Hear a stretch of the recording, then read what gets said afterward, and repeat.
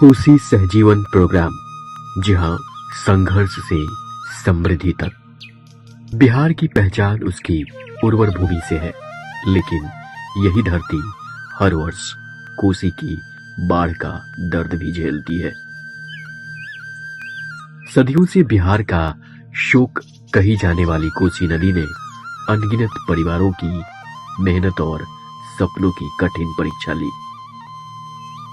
कभी खेत डूबे, कभी फसलें बर्बाद हुई, तो कभी किसानों का आत्मविश्वास भी बाढ़ की पानी में बहता दिखाई दिया। लेकिन हर संघर्ष अपने भीतर परिवर्तन की संभावना लेकर आता है। आज उसी परिवर्तन की कहानी लिख रहा है कोसी सहजीवन प्रोग्राम। यह केवल खेती की कहानी नहीं, बल्कि संघर्ष से समृद्धि तक की यात्रा है। कोसी सहजीवन प्रोग्राम टाटा ट्रस्ट के सहयोग और नवजागृति संस्था के समन्वय से संचालित एक समग्र ग्रामीण विकास पहल है। इसका उद्देश्य केवल कृषि उत्पादन बढ़ाना नहीं, बल्कि किसानों की पूरी आजीविका को मजबूत बनाना है।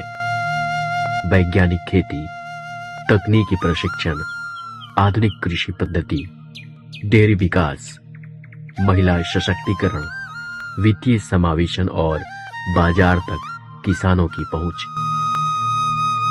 इन सभी आयामों को जोड़कर कोसी सहजीवन प्रोग्राम ग्रामीण विकास का एक प्रभावी मॉडल बन चुका है। आज खगड़िया जिले के अनेक गांव इस बदलाव के साक्षी हैं।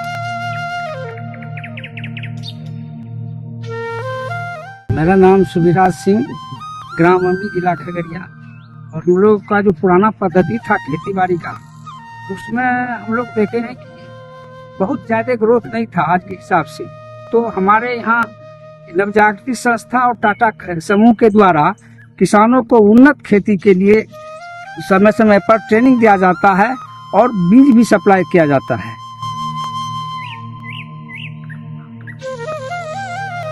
कोसी सहजीवन प्रोग्राम के माध्यम से किसानों को उन्नत एवं गुणवत्तापूर्ण बीज समय पर उपलब्ध कराए जाते हैं। साथ ही आधुनिक कृषि यंत्रों का प्रशिक्षण, मिट्टी परीक्षण, उर्वरक प्रबंधन, सिंचाई और वैज्ञानिक खेती की संपूर्ण जानकारी दी जाती है। विशेष रूप से मक्के की खेती को नई दिशा देने में इस कार्यक्रम की महत्वपूर्ण भूमिका रही है। भारत में मक्का अनुसंधान के क्षेत्र में अग्रणी वैज्ञानिक डॉक्टर साईदास, जिन्हें मेज मैन ऑफ इंडिया के नाम से भी जाना जाता है, उनके अनुसंधान और तकनीकी मार्गदर्शन से कोसी सहजीवन प्रोग्राम के अंतर्गत नवजागृति संस्था किसानों तक उन्नत मक्का उत्पादन की आधुनिक तकनीक पहुंचा रही है। ये मक्का जो हम लोग नवजागृति संस्था से है और टाटा ट्रस्ट द्वारा फंडिंग किया हुआ है, जो मानसी ब्लॉक में अभी अमनी पंचायत में हम लोग अभी दिखा रहे हैं आप लोग को। जो अक्टूबर नवंबर में हम लोग जो बीज बांटे हुए थे, वही बीज है जो 32 सेगमेंट करके बांटे हुए थे। वही हम लोग बोले थे कि इस मक्के को सिलेंडर जैसा आकार बुट्टा होगा। सिलेंडर के आकार का बुट्टा है। भुट्टा में क्या है कि 18 गो लाइन है, एक लाइन में 54 को दाना है। टोटल मिला के 500 550 आसपास दाना होता है और बलरी पतला होता है, दाना चौड़ा होता है। इसके चलते मक्के में उत्पादन ज़्यादा होता है। साथ में मक्के के लिए खासियत ये भी है कि इसका स्लोगन है, खेत में काटिए, खेत में बेचिए। मक्का जब पूरा पक जाएगा तो एक दिन में तैयार कीजिए, खेत में फैलाइए और उसी समय काटा में बेच दीजिए, बाजार मार्केट मंडी में बेच सकते हैं। ये सब खासियत है मक्के में। दूसरा है भंडारण की क्षमता। अगर भंडार भी करेंगे आप लोग, सुखा के खेत में रख सकते हैं, तो 3 महीना के लिए अगर बोरा रख देते तो इसमें कोई कीड़ा नहीं लगने वाला है। ये ठोस दाना है, अंदर से बिल्कुल ठोस होता है, इसलिए भंडारण क्षमता है। तीसरा खासियत यह है, जब पौधा लंबा होता है तो हरा रहे और डटा रहे, हरा रहे और डटा रहे। तो मतलब पौधा जब हरा होता है तो डट के खड़ा रहता है, तो आंधी हो या तूफान खड़े रहे सीना तान।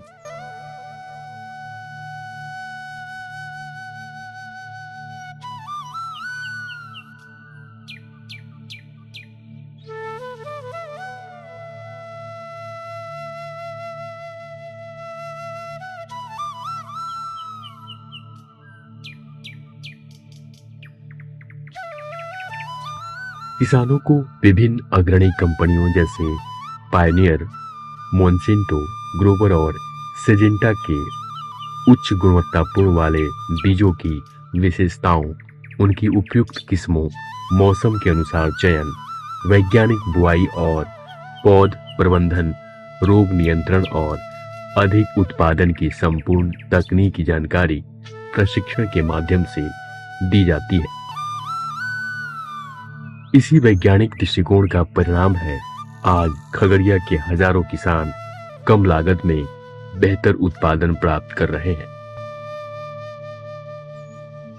कोसी सहजीवन प्रोग्राम ने मक्के की खेती को केवल अनाज उत्पादन तक सीमित नहीं रखा। किसानों को मक्का साइलेज बनाने का भी प्रशिक्षण दिया जाता है। जब मक्के के पौधे पॉलिनेशन स्टेज में होते हैं, उसी अवस्था में पूरे पौधे को वैज्ञानिक विधि से काटकर सुरक्षित तरीके से संरक्षित किया जाता है, जिसे साइलेज कहा जाता है। यह पूरे वर्ष पशुओं के लिए अत्यंत पौष्टिक और संतुलित हरा चारा उपलब्ध कराता है। इससे पशुओं का स्वास्थ्य बेहतर होता है, दूध उत्पादन बढ़ता है और डेयरी व्यवसाय अधिक लाभकारी बनता है। आज अनेक किसान खेती और डेयरी दोनों से अपनी आय को दोगुना करने की दिशा में आगे बढ़ रहे हैं। मिनरल देके, गुड़ देके और उसको 45 दिन में तैयार करना एक बैग में, और उससे वो अचार बन जाता है, जिससे जानवर को खाने के लिए एक अच्छा और विटामिन युक्त होता है, जिससे दूध का बढ़वार होगा, गौ स्वस्थ रहेगा और तमाम इवन बकरी तक को खिलाइएगा, वो भी उसको अच्छा फायदा करेगा।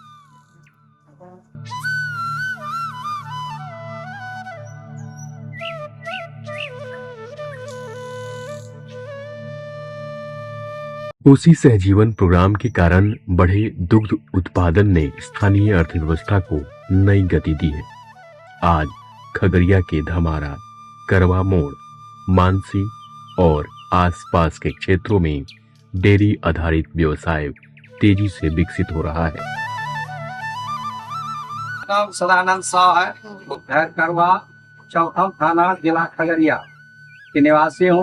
मैं पेड़ा का धंधा करता हूँ। यहाँ पर शुद्ध खोआ, शुद्ध पेड़ा और मीठा खोआ, मीठा पनीर, ये सब जो है हम लोग बनाते हैं। और यह सेलिंग जो है हम लोग बहुत दूर दूर तक भेजते हैं।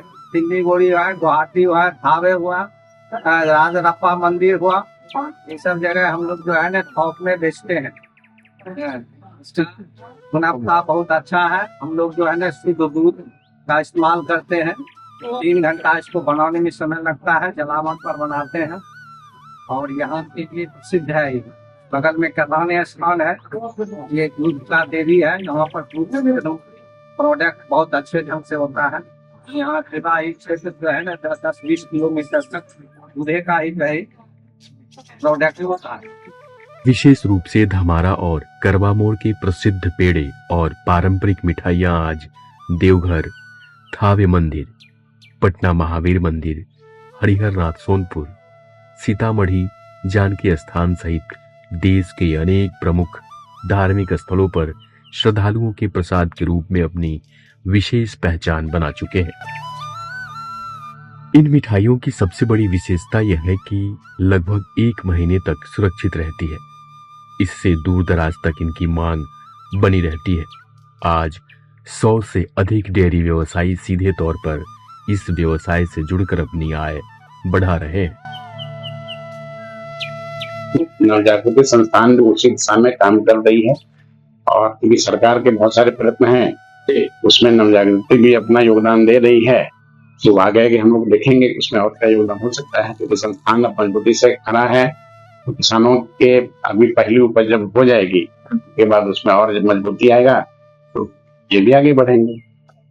यदि हमारे कृषक संतुष्ट होते हैं, नवजागृति संस्थान की जो भी योजनाएं हैं इनको अमली जमा पहुंचाने में अगर 1-2 किसान इनके प्रयोग के बाद अगर वो सशक्त हो जाते हैं तो वही उदाहरण बन जाएंगे बाकी किसानों के लिए, है ना। जिनको आगे बढ़ाने में कई बार बीज वितरण वगैरह सब हुआ हम लोग सीखे ग्राम पंचायत में, तो किसानों को तो खुशी है कि उनके खेतों में उपजावार बढ़े, पैदावार बढ़े, उनके परिवार अच्छे से पढ़े लिखे, किसान उसी चीज में लगे रहते हैं। ये संस्थान सरकार के अन्य योजनाओं के साथ मजबूती से खड़ा रहेगा तो इससे बढ़िया और क्या होगा।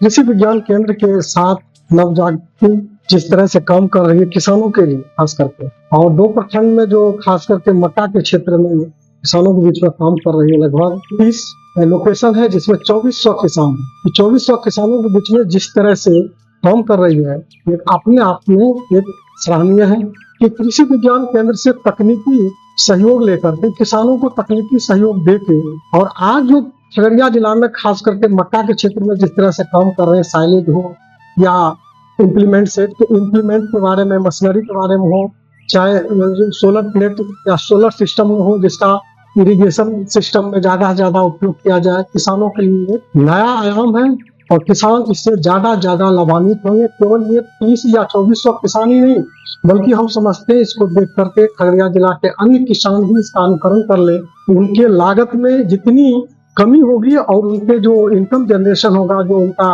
उत्पादन बढ़ेगी, जो उस उत्पादन से उनका इनकम होगा, वो अपने आप में एक अलग होगा।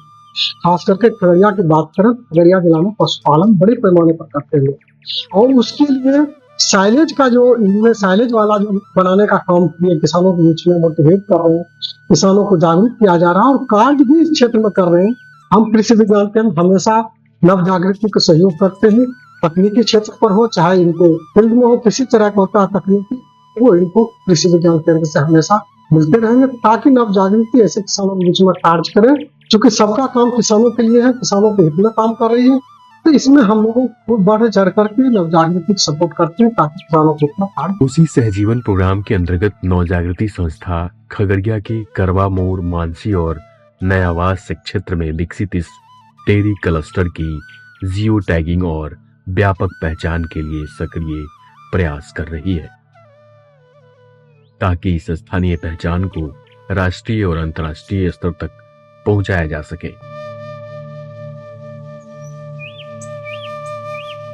उसी सहजीवन प्रोग्राम केवल खेती तक सीमित नहीं है, बल्कि किसानों की संपूर्ण आजीविका को मजबूत करने की दिशा में कार्य कर रहा है। मक्के की खेती, डेयरी उद्योग, मिश्रित खेती, सब्जी उत्पादन, महिला स्वयं सहायता समूहों का सशक्तिकरण, किसान प्रशिक्षण, तकनीकी मार्गदर्शन और वित्तीय समावेशन, इन सभी प्रयासों के माध्यम से किसानों को आत्मनिर्भर बनाने की दिशा में लगातार कार्य किया जा रहा है। कार्यक्रम के अंतर्गत किसानों को कृषि से संबंधित सरकारी योजनाओं से जोड़ने, बैंकिंग सेवाओं तक पहुंच बढ़ाने, डिजिटल बैंकिंग और वित्तीय साक्षरता की भी जानकारी दी जाती है। टाटा ट्रस्ट के जितना भी है यहाँ बीज मिले, बहुत बेहतरीन काम मिले, यहाँ बहुत बीज बढ़िया मिले, बहुत किसान के लाभ मिले। यहाँ बहुत ये नवजागृति संस्था से यहाँ लाभ मिले। टाटा ट्रस्ट जितना भी काम करे सब काम सफल हुए। टाटा नवजागृति संस्था जो चली है हमारे यहाँ पर, इसमें सर हम लोग सदस्य हैं। आने से संस्था सर हम लोग के बहुत फायदा हुआ है और हो रही है।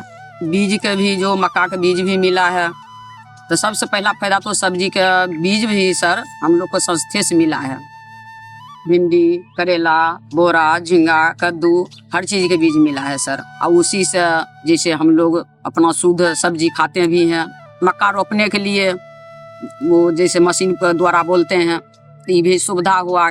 एक मशीन से 1 एकड़ 1 दिन में लोग रोप सकता है। देखिए हमारे अमनी फ्लड भवन नहीं था बाढ़ पीड़ित के लिए, मगर वही नव जागृति संस्था से हम लोग का फ्लड भवन हुआ है। बीज, ट्रैक्टर, हर चीज सुविधा मिला है संस्था से। हम अपने माध्यम से जैसे 20-25 महिला के भी यहाँ पर एक संगठन बनवा दिए हैं। वो सब महिला के जैसे खेती के बारे में वो सब हम बता दिए हैं और महिला भी कर रही है। पूर्व मुखिया ग्राम पंचायत अमनी, प्रखंड मानसी, जिला खगड़िया से एक प्रगतिशील किसान हूँ। हमारे क्षेत्र में कोसी सहजीवन प्रोग्राम के अंतर्गत टाटा ट्रस्ट के सहयोग से, नवजागृति के प्रयास से जो यहाँ पर किसानों को किसानों के लाभकारी कार्य के लिए यहाँ पर जो कार्य किए जा रहे हैं वो काफी सराहनीय है। किसानों को निःशुल्क बीज उपलब्ध कराए गए हैं, कीटनाशक दवाएं, खाद इत्यादि सामान सोच समय उपलब्ध कराए गए हैं। और आज उत्पादन भी जो हुआ है, जो कि प्रकृति का यहाँ प्रकोप हुआ है, उसके बावजूद उत्पादन क्षमता उनका जो क्वालिटी बीज था, बहुत बेहतर क्वालिटी का बीज था, उत्पादन क्षमता बेहतर रहा है। इसके लिए मैं संस्था के प्रति आभार व्यक्त करता हूँ और टाटा ट्रस्ट के प्रति आभार प्रकट करता हूँ कि वैसे क्षेत्रों को उन्होंने चिन्हित किया है जो सबसे पिछड़ा और अपेक्षित क्षेत्र है। बहुत बहुत धन्यवाद।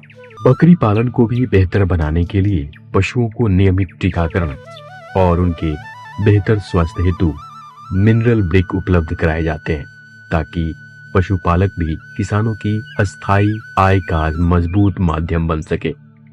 आज जब किसान अपने खेतों में मुस्कुराते हैं तो यह मुस्कान केवल अच्छी फसल की नहीं, बल्कि आत्मविश्वास, सम्मान, आत्मनिर्भरता और उज्जवल भविष्य की मुस्कान है। जब सही समय पर सही मार्गदर्शन मिले, जब विज्ञान गांव तक पहुंचे, जब तकनीक किसानों के हाथों तक पहुंचे और जब संस्थाएं किसानों के साथ कंधे से कंधा मिलाकर चले, तब परिवर्तन केवल खेतों में नहीं, पूरे समाज में दिखाई देता है।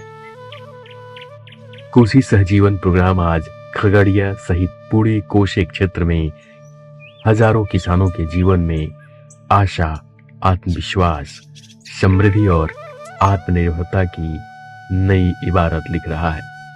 यह केवल खेती का कार्यक्रम नहीं, यह ज्ञान का विस्तार है, यह आजीविका का सशक्त मॉडल है, यह विश्वास की कहानी है और यह उस मुस्कान की कहानी है जो आज हरियाली के साथ हर किसान के चेहरे पर खिल रही है।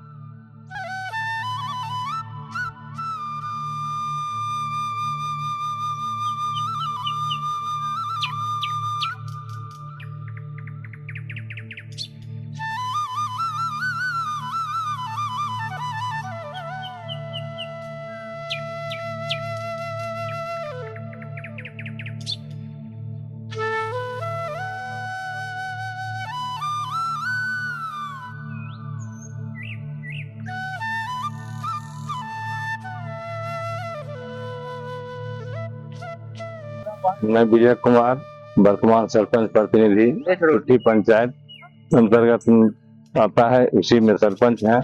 मेरे गांव में टाटा ट्रस्ट से जो है संस्था जो चल रही है, उस संस्था के माध्यम से मक्के का बीज का वितरण हुआ था, जो कि वर्तमान में बहुत अच्छा रहा।